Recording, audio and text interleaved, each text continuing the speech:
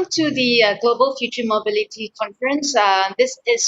Today I'm going to discuss with three of my special guests about how we should empower cities to transform the future of mobility. So I have with me David Goh.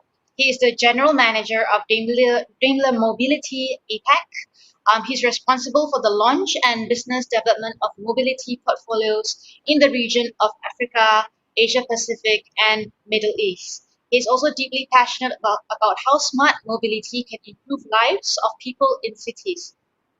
Previously, he held positions in Daimler, which include innovation lead, corporate venture, and digital transformation across geographies in Africa, Middle East, Asia Pacific, and the United States. Prior to that, David has regional experiences in startups and management consulting. Also with me is Mr. Kanishwaran. He's a 5G strategist with 23 years of experience in the telco field in key account management, business development, and commercial management in vendor and ICT consulting environments for telco operators in Asia, enterprise market, and government agencies, including MINDEF. So his areas of expertise include 5G, IoT, analytics, cybersecurity, cloud, OS, ESS, Power BI, LTE, core networks, transmission and transport networks, radio, microwave, and radio base stations. That's a lot, Mr. Kanish. Also, he's part of a leading company, Ericsson Malaysia, for 12 years in key account management. So the last but not least, I have Tim Wong. He is the founder of Trike. He's a mechanical engineer by education and profession. He has spent 6 years in the US before returning to Malaysia. So as an adept problem solver, he's constantly using first-hand experiences to explore new solutions, business models, and his first venture was a meal sharing platform that was aimed at building and maintaining strong communities in today's nomadic world through food. So he has since moved on to the fast-growing micro-mobility industry, where he started in Malaysia, the first and largest e-scooter sharing company, which he still runs today. So, to introduce the topic, cities willing to make bold moves in advancing and diversifying their urban transport systems will lead the race towards sustainable mobility. Technology-led disruption and cities-led innovation are changing the concept of mobility in smart cities. So in response, stakeholders are redefining their technology roadmaps and business strategies. In London, a joint venture between Google and the Royal London Society for Blind People is helping the visually impaired navigate the city's transportation network using beacons to provide audio instructions via a smartphone application. There are also examples of well-intentioned smart city initiatives inadvertently deepening existing inequalities when they lack transparency, fail to engage community members, or overlook residents' diverse needs and preferences. In particular, some early initiatives drew criticism due to a perception that they focus too much on high-income city areas and failed to distribute benefits equitably within the city. So, David, what are the common missteps when planning smart city initiatives, and how can they be avoided?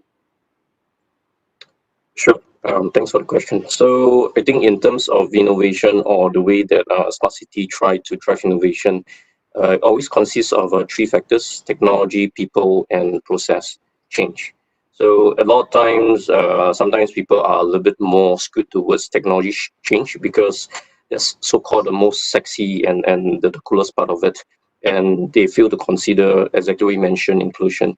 So cities that are taking the lead, they will need to really consider the majority, if not all, demographics that actually live within the city, residents, foreigners or visitors that come into the cities. One particular area that they typically miss is actually the digital inequality. People that actually are not digitally connected. People don't own a smartphone or whatsoever. So these are typically the group that is being left out. And I think this is where a lot of times a more holistic way of driving innovation is pretty much necessary. I think one key example which I wanted to raise, I think is something that's very recent. Like in Singapore, due to the COVID situation, we have this thing called a safe entry system. Wherever you enter a building, wherever you enter a confined space, you need to actually register yourself. So what they have done is they came up with QR codes. But that also means that you would need to have a smartphone for you to enter the building. But what they have right at the beginning as well is also a card reader. So you could actually just scan your ID card or your driver's license. So actually, I see that a lot at supermarkets where the more elderly, they actually do not carry a cell phone. They just scan cards and just when they run right through. So that inclusion bit actually is very much necessary when they want to drive innovation. Yeah, over here we still are using paper and pens to register customers at public spaces like restaurants and buildings. Of course, they put in the hand sanitizer next to the pens and the papers, but we still have our doubts when people are actually using it, or are they just writing, typing, and going off. So there are some malls where they actually put up their own QR codes. So I think those are easier for the younger generation or those more tech savvy to use. Exactly.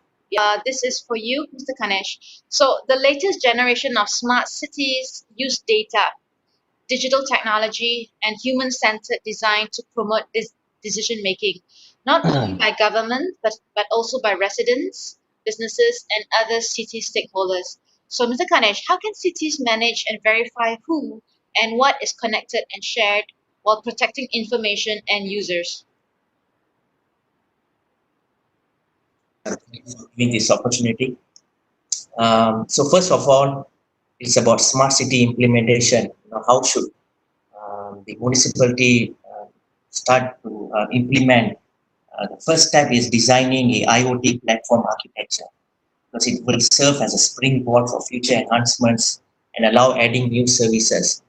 So there are four components involved: the network of smart things, the gateways, the data lake, which stores all the raw data, and the big data warehouse, which stores the contextual information about connecting things. What and when sensors were installed, commands that sends to the devices by control applications with data analytics, and also how to monitor the device's environment by set of rules of control applications to carry out a particular task. Then we have the deep analytics, which is processing the IoT generated data. Like city administrations can go beyond monitoring and basic analytics to identify the patterns of sensor data.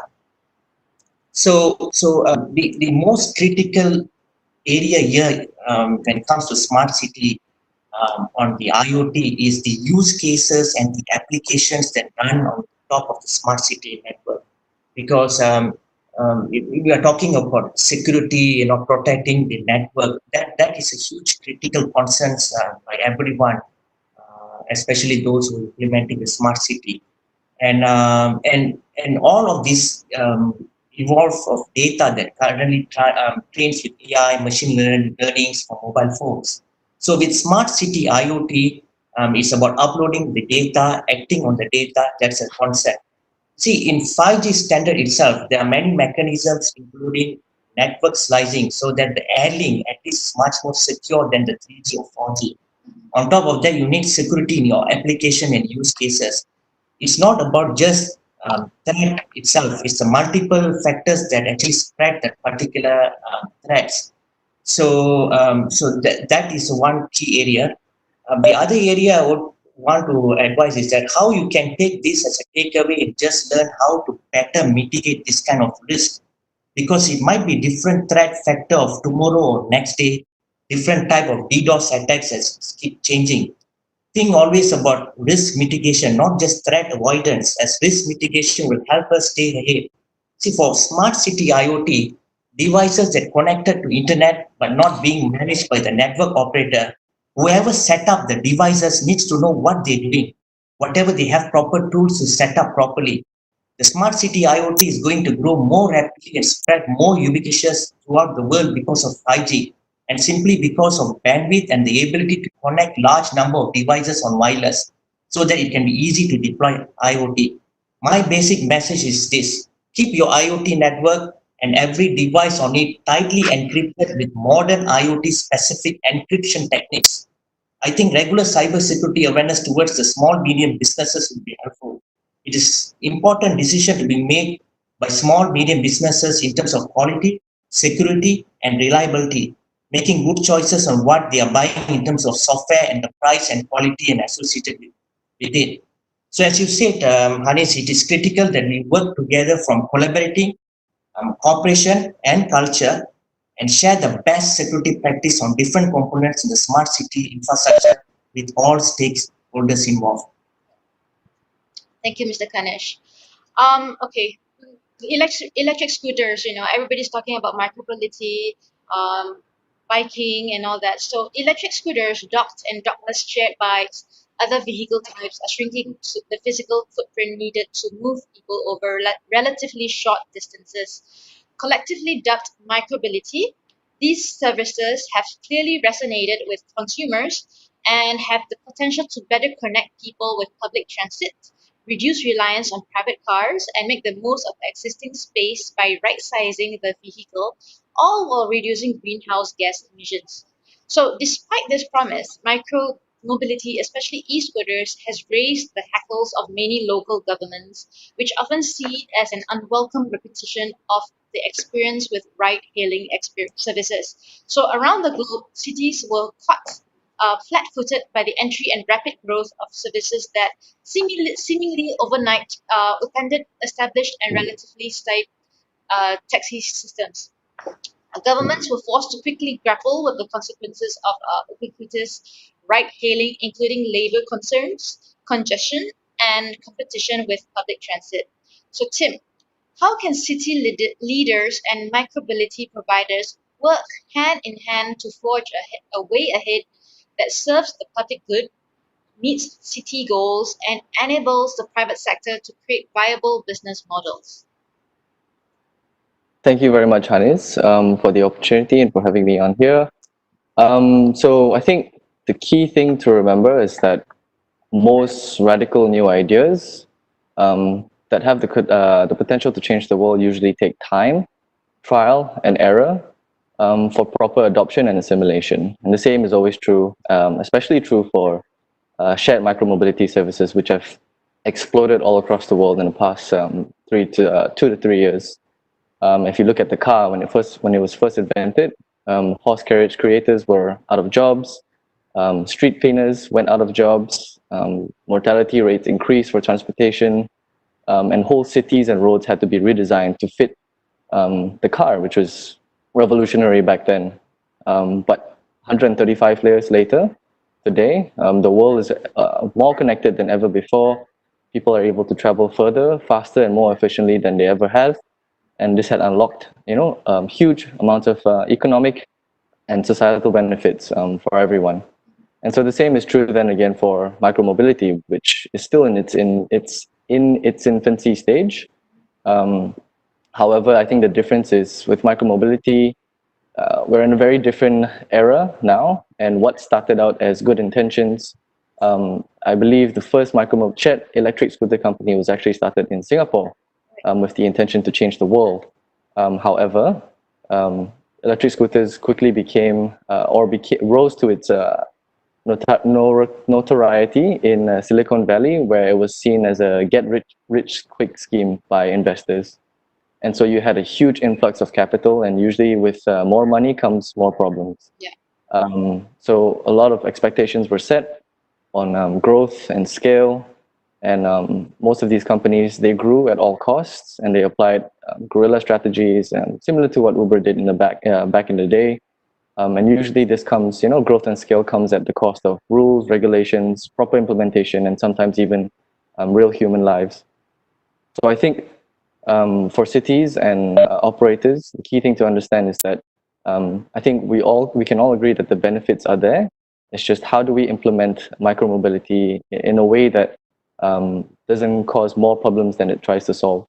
And the best way to do that, I think, is through constant, clear, and transparent collaboration between the cities and the operators themselves. So an example of a way to do that is to establish, for example, a sandbox or a pilot program within in small sections of the cities, just to try and understand how does micromobility fit within that specific city. Because I think micromobility is a very hyper-local type of service, and it has to be tailored in a way that suits that specific social and physical environment, because no two places are the same.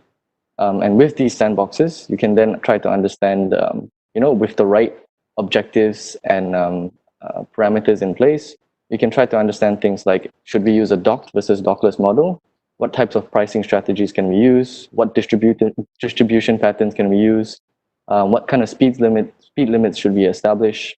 So all of this should be figured out hand in hand with cities, rather than each individual party on its own. And I think it is the responsibility of the operator to understand that they cannot apply a one-size-fits-all across the world, and that every city needs almost like a custom solution. Because like David mentioned earlier, the three key components to any new technology is of course, the technology, the people, and the place. And with micromobility, right now we're seeing that people actually play a very big factor in the implementation of this type of service, because you can see that vandalism is a huge issue, theft is a huge issue, but it's not the same across the board. In some places, people take care of the devices more so than others, and so you just have to look at it on a very hyper-local level and think about how will micromobility fit within this environment, and what types of solutions do we need to implement to make sure that it succeeds in the best way possible. Thank you, Tim. David, would you like to add anything to the conversation? No at all, no at all. I mean, for a moment when Tim started talking about the overcrowding of cars, I was just thinking of how should I defend it from our position. But no, I think I do agree a lot with what Tim have mentioned about sandboxing and also creating environment for innovation. I think that's very much needed. Yeah. Thank you. And the next question would be, advancements in cellular network technology and the advent of 5G internet have the potential to dramatically expand wireless internet capabilities and improve connectivity for mobile-dependent populations. While these trends represent a step in the right direction, many cities still face internet adoption and usage gaps along geographic and economic lines. For example, the recent Thanks, Anis. I think when it comes to the internet gaps and everything, I think for Malaysia, it's pretty cool. We have this internet access more than 90%. So that's not an issue. But then part of Asia or Africa and South America will be issue. I mean, let's check with the statistic. Out of 7.7 billion population, there's about 4.57 billion people now using internet. So there's a gap of unused internet, 3.2 billion. GSMA Intelligence reported about 5.16 billion mobile users April 2020. So meaning that 2/3 of the world's total population uses a mobile phone today.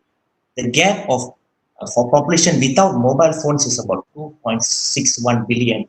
So let's focus on this 2.61 billion. Where is the issue here is that in terms of mobile ownership, right? So because some 15% of adults in low medium income countries still do not own any type of mobile phones.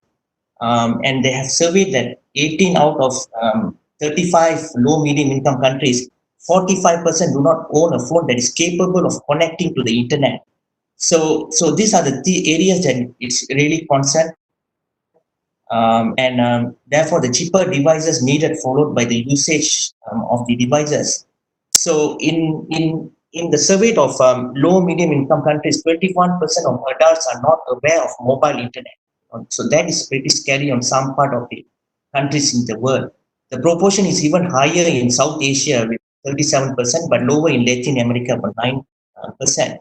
So awareness varies not just by region and between countries, but also demographic. For example, an average across the surveyed low medium countries, women have lower awareness of mobile internet than men. Providing awareness is key for this particular segment. So some of them will always have the question, why it's not relevant for me? Why do I need a phone, or why do I need the internet? Right. So the other area is the affordability, because affordability is a major barrier to mobile internet use. And the other part I would like to address here is addressing barriers such as affordability, lack of skills, safety, security concerns will require coordinated action between all stakeholders. For instance, there is need to improve the affordability of internet-enabled device for data and consumers. This can include reducing the cost of data devices, supporting appropriate financing options for devices, and reviewing sector-specific taxes that is affecting the affordability of the mobile internet. Also increase awareness and understanding of mobile internet. This can include awareness campaigns highlighting the benefits that mobile internet can afford, as well promotion, relevant content services that drive the mobile internet uptake usage. So improving digital skills and confidence to be able to use internet, that's one. And also embedding the mobile internet skills training in education and training initiatives. So I believe that these are the steps that should be taken to reduce those gaps.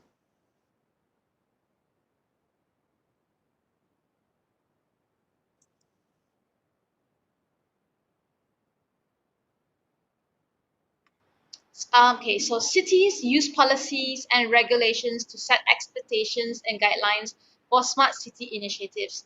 When enacted properly, these tools can serve as effective platforms for managing private vendor influence and protecting the interests of underrepresented populations. Yet, in many cities, innovation is outpacing policy development and leaving behind existing frameworks that are too broad to govern emerging technologies. Many residents and advocacy groups are encouraging cities to update these outdated frameworks to address growing data privacy concerns and improve accountability for stated inclusion goals. So, David, what steps should cities take to ensure that inclusion is a strategic imperative? Sure. So let's understand the need for policies that's been put in place. Policies are driven or put in place because of the best interest of the people and also businesses in the particular geography that they live or operate in. And so the government that is running that geography would particularly be more tactful when they come into policies. But having said that, standards and guidelines can be altered, can be amended a lot easier than policies. So in that sense, I think one of the big way is actually to look into adjustments of standards and guidelines as one. Uh, there are two forms of inclusion that I like to talk about. One form is actually inclusion of technology and solutions, which is what you mentioned about innovation that's being driven very quickly. The other inclusion is, of course, from a people perspective. So talking from a technology and solutions inclusion, how can governments or cities actually embrace that? Earlier, team mentioned about sandboxing. I think there are also this is something that is incredible for vendors or for suppliers to actually test out new solutions. Other forms of inclusion or other forms of sandboxing also look into, take for instance, data, open data as well. So we see that there are more and more cities or more and more governments, state governments or even central government coming up with open data sources. This actually helps suppliers or even technologies to start playing around this open data and to see what are the things that they could get out of it.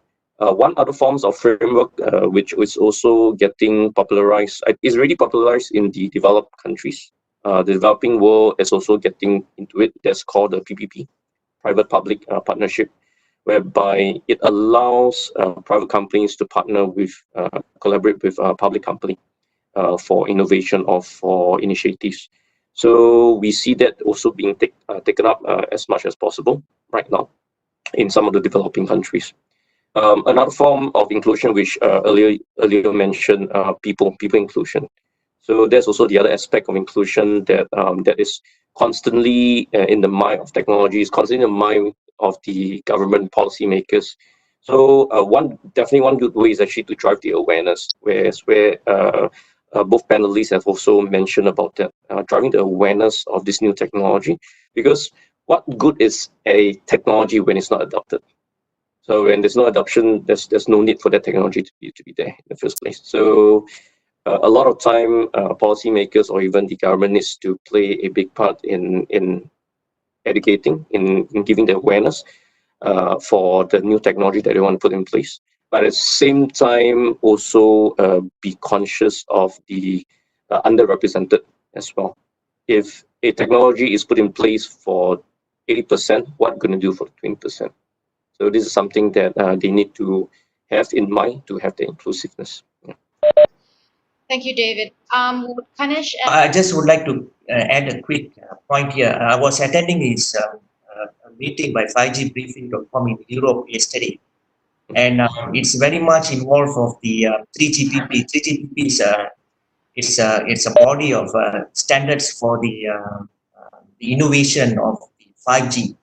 And basically, it's not just limited telecommunication services, via the mobile operators, but they are opening up the whole ecosystem to all parties, to all stakeholders, whether it can be in any form of vertical industries, whether it's a smart manufacturing or auto mobility industry and all that. So they are welcoming all these players to give ideas and to be part of this ecosystem in the 3GPP. So when you are involved in this kind of industry, when you give ideas and that ideas can be converted into in terms of features and unique applications that will be beneficial to the end market, to the consumers, or to the mobility users. Right? So please, I mean, if you need any more further information, I'm willing to share on these developments in the 3GPP. cities need to appreciate the very real concerns of an often challenging economics facing service providers. They are not a piggy bank fueled by endless venture capital funding. So, Tim, what guiding principles can cities consider using to regulate emerging technologies? Thank you for the question.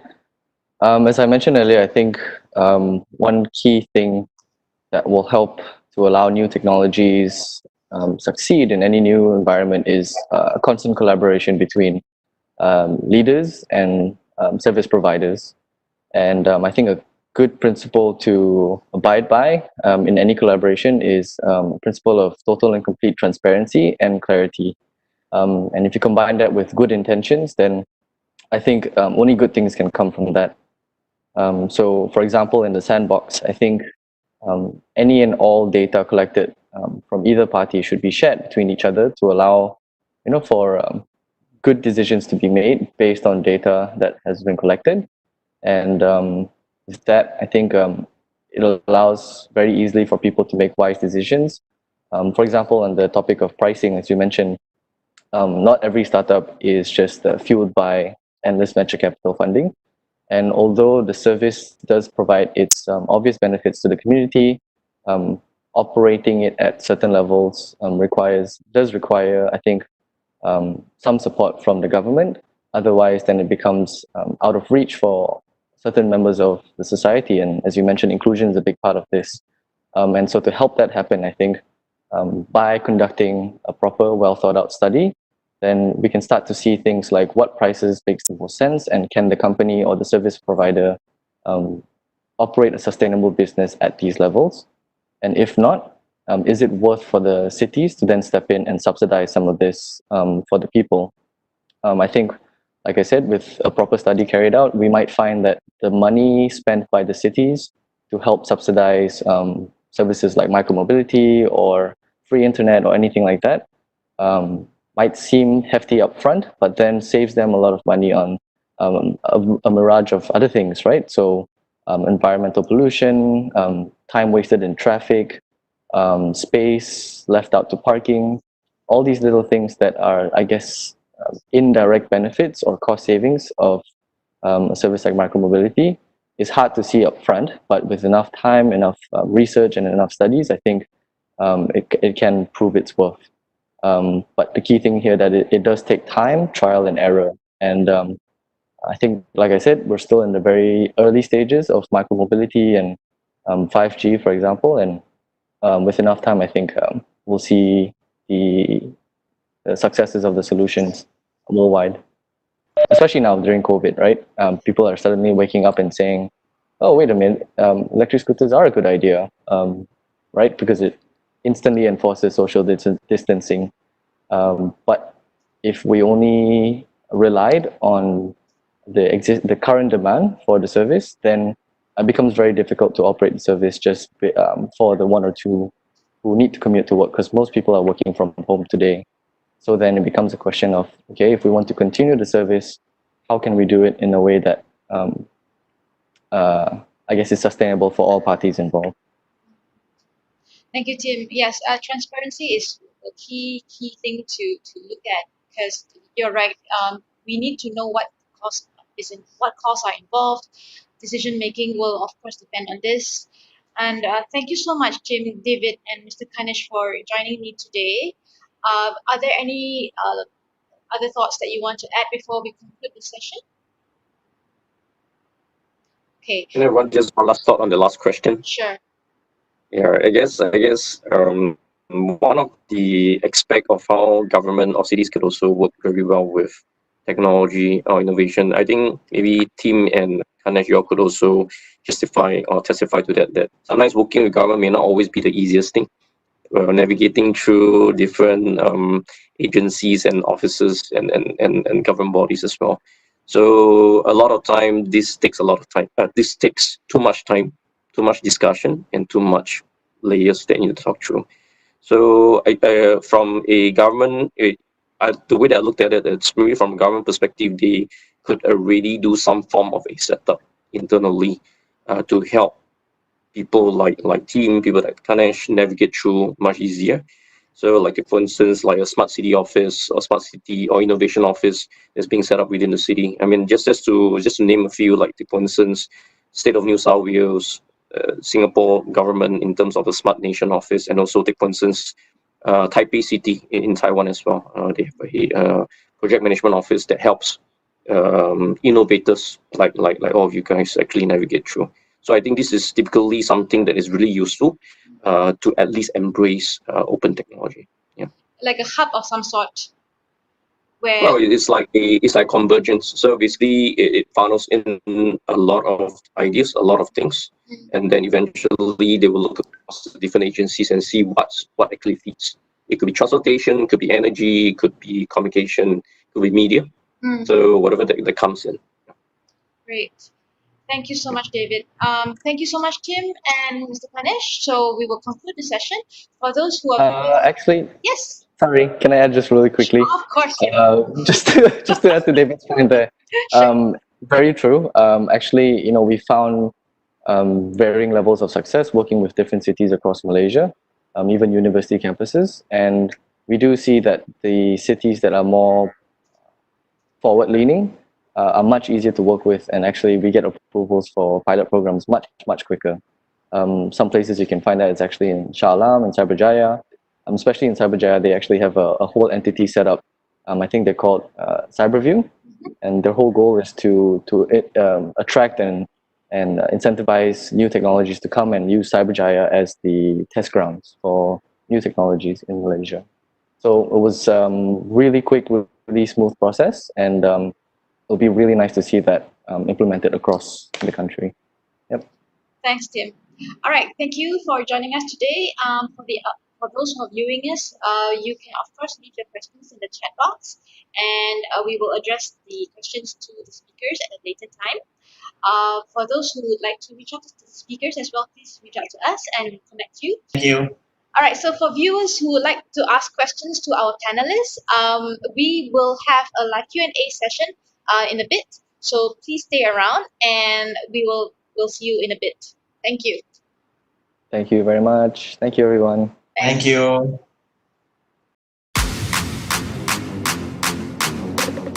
With cellular vehicle to everything, automotive technologies continue to advance and cars become increasingly autonomous for a sustainable future. Let us start with some everyday examples. Driving across town, you come to a stop sign. A large truck is parked on the corner to your left and a construction fence blocks your view to the right. You cannot see whether cross traffic is approaching, so you inch forward carefully, looking anxiously in both directions. What if your car could tell you when traffic is clear so that you can proceed safely across the intersection? Or suppose that you leave the office to drive to an appointment. Congestions and delays cause a half-hour trip to stretch into more than an hour of precious time in the middle of your day. What if your car were a mobile device on wheels with the artificial intelligence, natural language understanding, and driver monitoring to help you use the time productively and safely? Drivers never have all the information they need to drive perfectly safe because there are too many variables, but cellular vehicle to everything can help eliminate some of those variables. Vehicles will soon have two transmission modes of communicating with the world around them: uplink or car to cloud, and sidelink or car to car. Uplink and downlink includes the kind of 4G LTE and 5G internet connections we are accustomed to for mobile broadband. Sidelink includes connections in dedicated ITS 5.9 GHz spectrum and allow cars to communicate with one another directly without the need for the wider cellular network.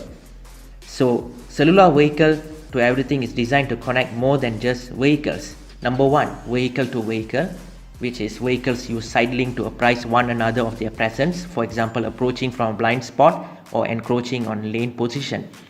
Two, vehicle to infrastructure, such as traffic lights, speed signs, and roadside units use sidelink to send the vehicle local information needed for safe navigation.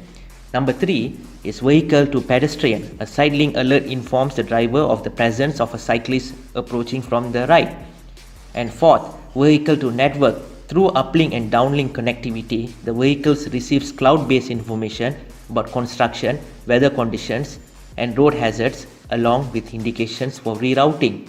At all levels of automation, application depend on multiple sensors that are fused together. The main sensors include a camera, radar, and LiDAR, which jointly provide data the vehicle uses to make predictions about safe behavior. So, to envision the automobile of the future, think of the intelligence, connectivity, and data behind a smartphone, tablet, PC, and television on wheels. Now, apply those elements in the context of safety. Imagine that vehicle moving through its environment and communicating with other vehicles.